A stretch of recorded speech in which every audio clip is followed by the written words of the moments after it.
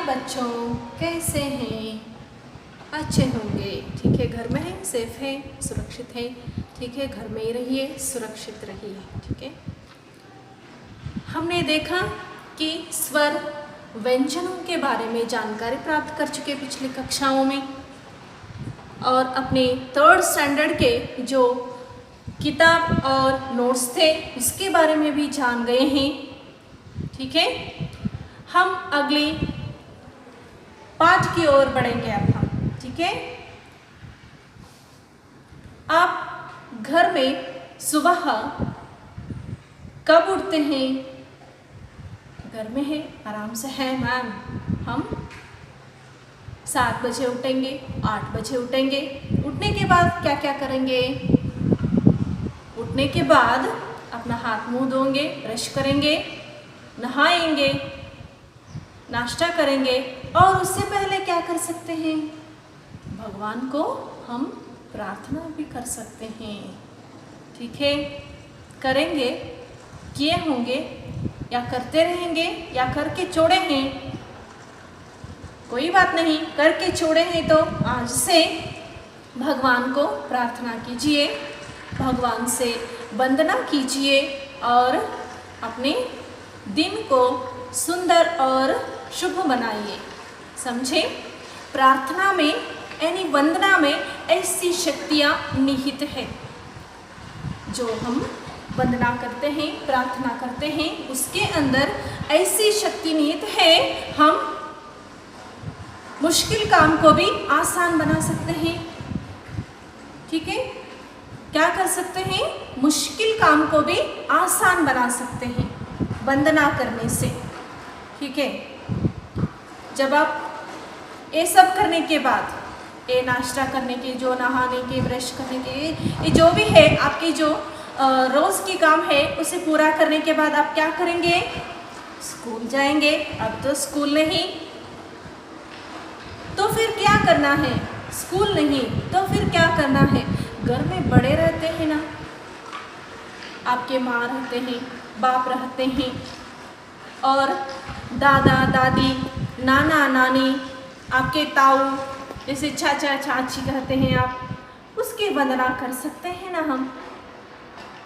ठीक है, करेंगे, नहीं किए होंगे शायद, आपके मन में ख्याल नहीं आया होगा। ठीक है, हर रोज़ जो कोई अपने माँ बाप, अपने गुरुजन और भगवान को कौन वंदित करते हैं, वो जीवन में सदा खुशी से रह सकते हैं। हमेशा अपने साथ जो हंसी है, मस्ती है, उसको लेकर रह सकते हैं। इसीलिए वंदना आपको करना ही होगा। ठीक है, इसीलिए आपको 3rd स्टैंडर्ड में पहला पद्य के रूप में एक ही चरण है, एक ही चरण वंदना पद्य दी गए हैं, उसी के बारे में आज हम जानकारी प्राप्त करने वाले हैं। आपने टेक्स्ट बुक पा लिए होंगे, टेक्स्ट बुक को खोलिए, देखिए और मेरे वीडियो सुनिए। बाद में आप टेक्स्ट बुक में इसे पढ़ लीजिए ध्यान से। अब मेरी ओर ध्यान देना।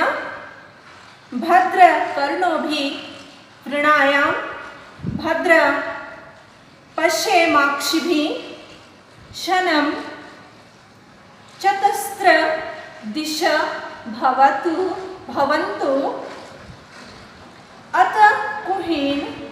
अतक्नहीन जगदस्त सर्वा।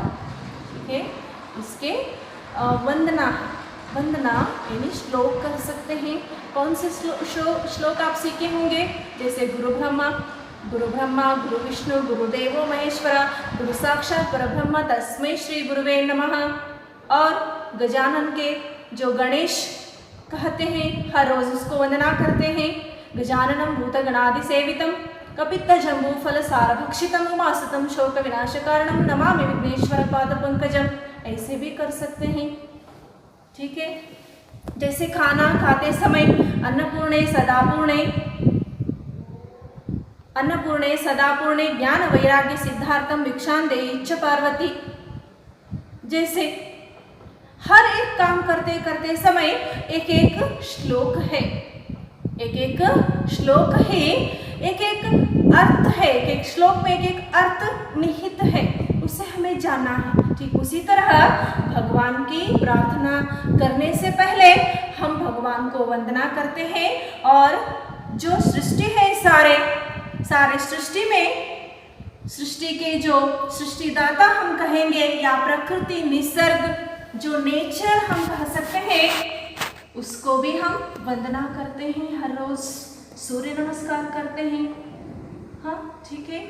जैसे कहीं पर्वों में दीपावली, जैसे महानवमी, तब हम क्या करते हैं, जो कहते हैं ना वो पेड़ को हम उसे वंदना करते हैं, चंद्र को नमन करते हैं, जैसे अनेक सारे पशु पक्षियों की पूजन करते हैं। कुछ प्राणियों को हम पालते भी हैं घर में। ठीक है। वंदना ऐसी चीज है जो मुमकिन नामुमकिन काम को भी मुमकिन बना लेता है। और वंदना इस पद में आपको एक श्लोक दिए गए हैं, किस तरह आपको प्रार्थना करना है उसके बारे में एक श्लोक है, वही मैं अभी भी पढ़ी, फिर से देखिए। भद्र कर्णोभि वृणायाम भद्र पश्योमाक्षिभिः शनं चतस्र दिशा भवन्तु अक्कडेन जगदस्त सर्वम। इसका अर्थ क्या है? ठीक है, इसका अर्थ क्या है, इससे जानने से पहले हमें और भी कुछ काम है, शब्दार्थ जानना। शब्दार्थ हम जानेंगे तो तब हमें ये जो वंदना है, ये जो पाठ है, यानी पद्य आपको समझ में आएगा। ठीक है बच्चों, सबसे पहले हम देखेंगे शब्दों का अर्थ।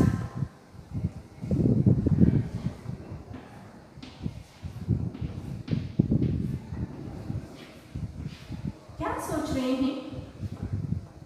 आपके मन में ख्याल आया कि हम घर में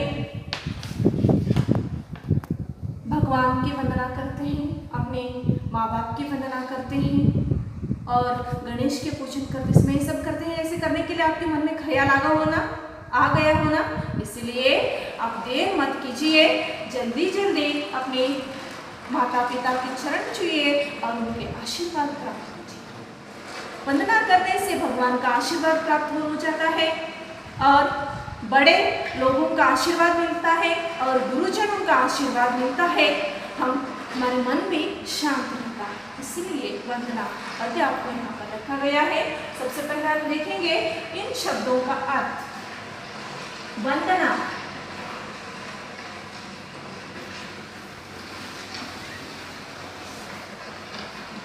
वंदना शब्द का अर्थ है प्रार्थना।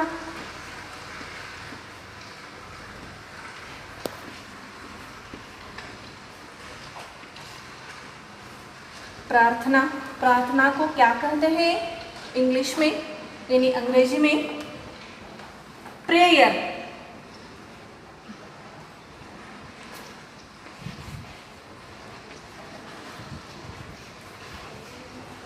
प्रेयर। भद्र।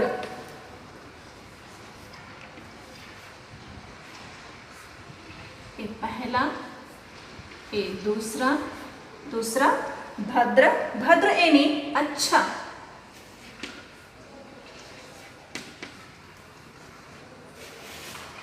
भद्र यानी अच्छा। अच्छा इसका अर्थ इंग्लिश में गुड। गुड। कर्णोवि तीसरा, कर्णोवि।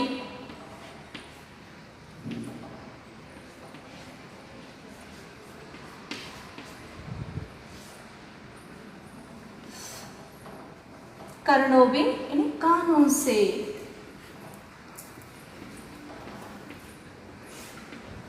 प्रार्थना को कैसे सुन सकते हैं? हाँ बोलिए। कानों से सुन सकते हैं, इंग्लिश में हम उसे विथ ईयर्स क्या कहते हैं? इंग्लिश में विथ ईयर्स कह सकते हैं। ऋणयाम, फोर्थ वन, ऋणयाम। शृणयाम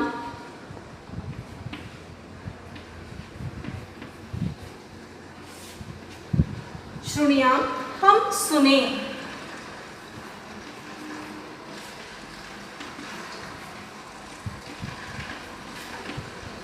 हम सुने का अर्थ इंग्लिश में may we hear।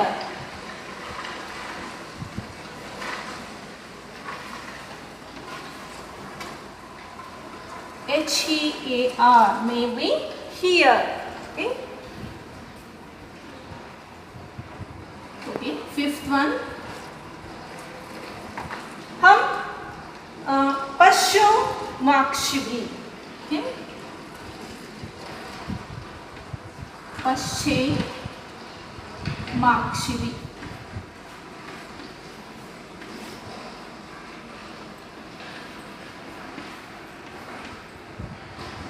फिर से आप भी घर में इसका प्रोनाउंसिएशन करने के लिए प्रयास कीजिए, क्योंकि कुछ कठिन है, प्रोनाउंसिएशन आसान से नहीं आता। ये संस्कृत का श्लोक है। हम आंखों से देखें, इसका अर्थ है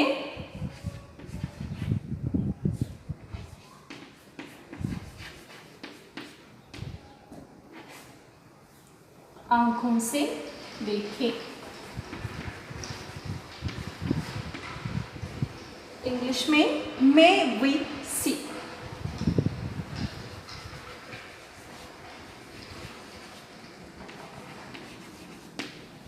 may we see। और भी आपको कठिन शब्दार्थ हैं, इस तरफ देखिए। सिक्स्थ वन,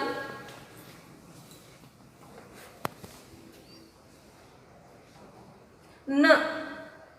न इसका अर्थ है हमारे लिए।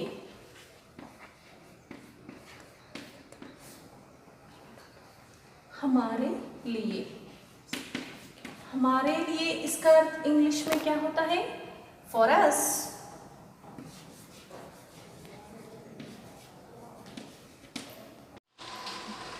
ठीक है बच्चों, आपने शब्दार्थ को देखा।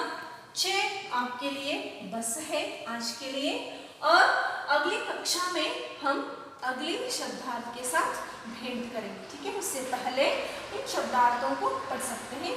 वंदना यानी प्रार्थना, प्रेयर। भद्र अच्छा, गुड। कर्णों भी कानों से, विथ ईयर्स।